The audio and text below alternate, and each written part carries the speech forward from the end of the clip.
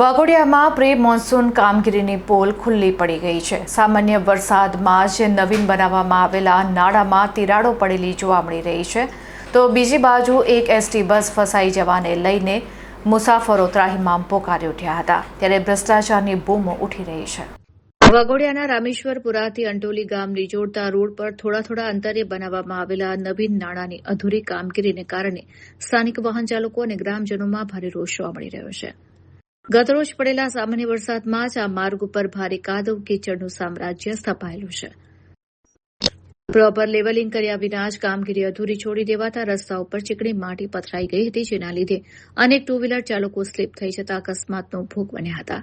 એટલું જ નહીં, સવારે પસાર થઈ રહેલી સરકારી એસટી બસ પણ આ કાદવમાં ફસાઈ ગઈ હતી, જેને કારણે મુસાફરો અને શાળા કોલેજ જતા વિદ્યાર્થીઓએ ભારે હાલાકી વેઠીને બસને ધક્કો મારીને બહાર કાઢવી પડી હતી। સ્થાનિકોનો આક્ષેપ છે કે પીડબ્લ્યુડી વિભાગના અધિકારીઓ અને કોન્ટ્રાક્ટરની મિલીભગતથી લોટ પાણી અને લાકડા જેવી કામગીરી કરાઈ છે, જેને કારણે નવીન બનેલા નાળામાં ત્યારથી જ મોટી તિરાડો દેખાવા લાગી છે। આસપાસના ગામના લોકોએ વહીવટીતંત્ર સમક્ષ ઉગ્ર નારાજગી વ્યક્ત કરી છે અને ચોમાસું બરાબર જામી જાય તે પહેલા આ નાળાની કામગીરી ગુણવત્તાયુક્ત રીતે તાત્કાલિક પૂર્ણ કરવામાં આવે તેવી જોરદાર માંગ કરી છે। એવો છે કે અમારે ગાડી લઈને જવું બહુ તકલીફ પડે અને એકાદ જણને બેહાડ્યો ને તો એમને ઉતારવા પડે, કારણ કે જો આવું કંઈ સ્લીપ મારી જાય તો અમારા પગ ભાંગી જાય તો ભાઈ જવાબદારી કોણ લે? અને એ પેલી સાઈડથી હોય નહીં જવાયું, કારણ કે એ બાજુ બી કાદો છે। એના હિસાબથી કોન્ટ્રાક્ટરની બેદરકારીમાં અમે શું કરીએ? કારણ કે હમણાં તકલીફ પડે, ચોમાસામાં તો વધારે તકલીફ રહેવાની, 4 મહિના કાઢવા બહુ મુશ્કેલ છે। આ ટાઈમ ખાસા ટાઈમ ચાલે જ, પણ હજુ તો કંઈ એનું નિરાકરણ નહીં લાવ્યું। આ થોડું જઈ તે આમ પૂરું કરીને એમને મૂકી દીધું। હવે ચોમાસું આવી ગયું, કરવાનું શું અમારે?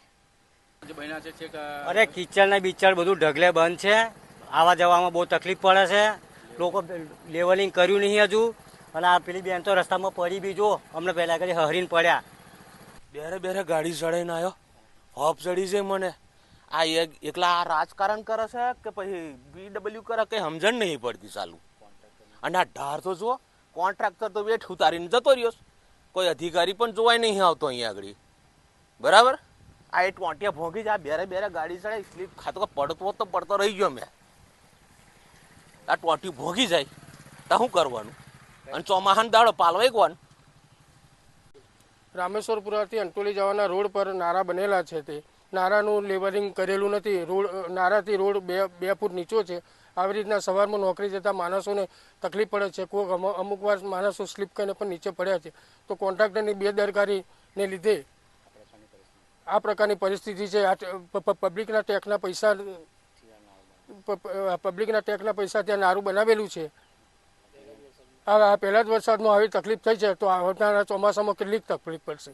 તો કોન્ટ્રાક્ટર સામે કાયદેસર પગલાં લેવા વિનંતી।